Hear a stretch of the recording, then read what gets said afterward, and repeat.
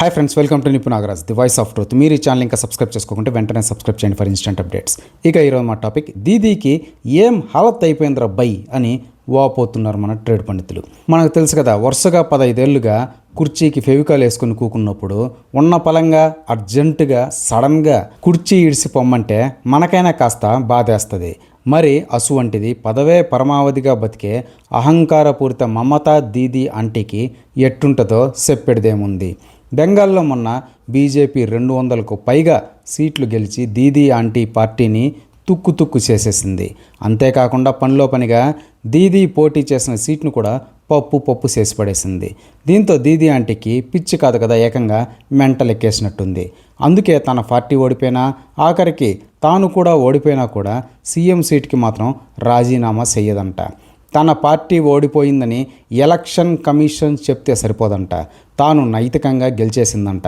So ఆ basis మీద తాను రాజీనామా చేయదంట. ఇన్నారా ఈ దూరం? ఇలా ఎవరైనా ఇంత క్యామిడీగా ఎప్పుడు చేస్తారో తెలుసా?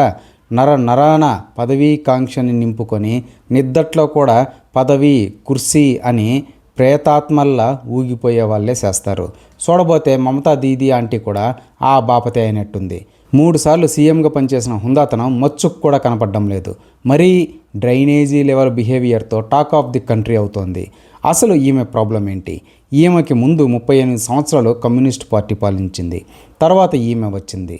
వాళ్ళు ఎంత హుందాగా ఓటమిని ఒప్పుకొని వెళ్ళిపోయారు. ఇక ఈమె 15 ఏళ్ళు బెంగాల్ని ఏలినంత మాత్రాన ఆ స్టేట్ ఏదో తన ఓన్ ఫామ్ హౌస్ అయినట్టు, వాళ్ళ తాత ఆస్తి అయినట్టు ఇలా ఓవర్ చేస్తే ఎలా? ఇన్ని సంవత్సరాలు సీఎంగా వెలగబెట్టిన దీదీ ఆంటీకి రాజ్యాంగం తెలియదంటే హాస్యాస్పదంగా ఉంది. నాను రాజీనామా చెయ్యను అని నీలుక్కొని కూకున్నంత మాత్రాన ఏమీ అవ్వదు.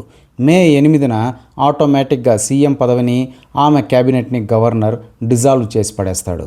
రీసెంట్గా గెలిచిన పెద్ద పార్టీ అయిన బీజేపీని గవర్నమెంట్ ఫామ్ చేయమని ఆహ్వానిస్తాడు. సో కావున దీదీ ఆంటీనే మర్యాదగా రాజీనామా లేక ఏదో గవర్నర్ సార్కి ఇచ్చేస్తే బాగుంటుంది. లేదంటే సోషల్ మీడియాలో కామెడీ మీమ్ అవడం తప్ప ఇంకో మార్గం లేదన్నమాట. అసలు దీదీ బాధ వర్ణనాతీతం. 15 ఏళ్ల పాటు బెంగాల్ని భ్రష్టు పట్టించింది చాలదు అన్నట్టు ఇప్పుడు ఈ టర్మ్ ఆమె మేనల్లుడు ఆడెవన్నో బెంగాల్ జనం పైన రుద్దడానికి రెడీ అయింది. దీంతో షిర్రెత్తుకొచ్చిన బెంగాల్ జనం దీదీని, ఆమె పార్టీని హౌరా బ్రిడ్జ్ కింద కప్పెట్టేశారు. అంతే సింపుల్. ఈ ఫ్యాక్ట్ ఏజ్ ప్రభావం వల్ల తెలుసుకోలేక క్యామిడీ చేస్తోంది దీదీ ఆంటీ అని వాపోతున్నారు మన ట్రేడ్ పండితులు సైతం. ఇదే ఫ్రెండ్స్ ఈరోజు టాపిక్. ఇలాంటి లేటెస్ట్ అండ్ ఇంట్రెస్టింగ్ టాపిక్స్ కోసం please subscribe to నిపు Nagaraj, the voice of truth, and please like, share and comment this video with your valuable opinion. See you again.